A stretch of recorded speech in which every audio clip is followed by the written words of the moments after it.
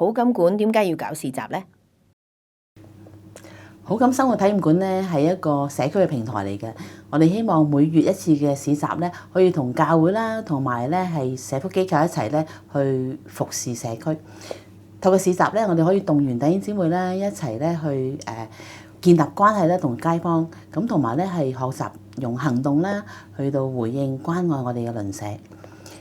我哋用生活化嘅方式啦，去同街坊去分享我哋嘅信仰。